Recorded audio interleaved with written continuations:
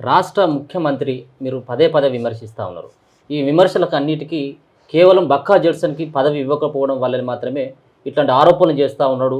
Congress party పైన దిగజారుడు వ్యాఖ్యలు చేస్తా ఉన్నాడని చెప్పేసి కాంగ్రెస్ పార్టీ నేతలు వ్యాఖ్యలు చేస్తా ఉన్నారు. దీనికి మీరు ఇచ్చేటువంటి సమాధానం ఏంటి? బ్రదర్, నేను ఏ నాయకుడినైనా పోయి నేను ఒక బయోడేటా ఇచ్చి నాకు ఈ పోస్ట్ ఇవ్వమని అడిగినా, నువ్వు నోటిఫికేషన్ ఇచ్చి ఒక 25,000 డీడీ కట్టి మీ బీఫామ్ ఇస్తే ఒక అప్లికేషన్ ఫారం నింపిస్తే నీ పేరు పరిశీలన చేస్తామని చెప్పేసి నేను పైసలు కట్టించిన. నా పైసలు అటే పోయినాయి, నా ఫామ్ అటే పోయింది.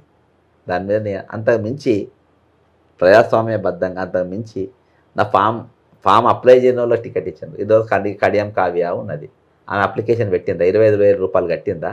ఆడ ఎంపీ ఆనంద్ కట్టిండు, అనిల్ అనేటోని కట్టిండు, రామకృష్ణ అనేట ఆయన కట్టిండు, డాక్టర్ రామకృష్ణ కట్టిండు, దొంబటి సాంబయ్య కట్టిండు, ఇంకా చాలామంది లీడర్లు ఆడ టికెట్ల కోసం అప్లికేషన్ పెట్టి పైసలు కట్టిండ్రు.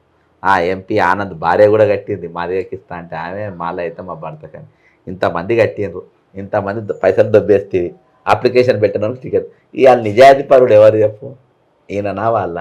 పోనీ మీకు నేను టికెట్ ఇవ్వలేదమ్మా, నేను మాట మీద తప్పినా, నాది వాళ్ళ నాకు అట్లా అలవాటు అయిపోయింది, మీ పైసలు మీకు ఇస్తాను వాళ్ళకి ఇవ్వాలి కదా.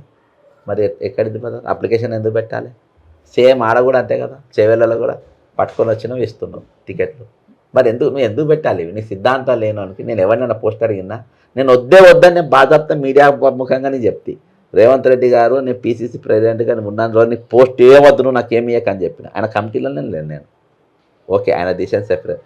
నీ గవర్నమెంట్లో కూడా నేను ఉండాలని చెప్పిన. ఎందుకంటే మేము మొయ్యలేం బ్రదర్ వీళ్ళు చేసే పాపాలు. ఇప్పుడు పాపం మా వాళ్ళు నా మీద నన్ను విమర్శ చేసేటోళ్ళు నెత్తి మీద బరువు పెట్టుకొని చేయాలి. ఎవరు గుండెలతో ఎవరు చేయరు. ఛాలెంజ్ చేస్తున్నా. కాంగ్రెస్ పార్టీలో నా పడనోళ్ళు కూడా చేయరు. కాంగ్రెస్ పార్టీ నా పడనోళ్ళు కూడా ఎవరు నా మీద చేయరు. ఈరోజు వాళ్ళు చేస్తే వాళ్ళ ఇంత జ్ఞానానికి నేను వదిలేస్తాను, అంతకుమించి ఏం లేదు.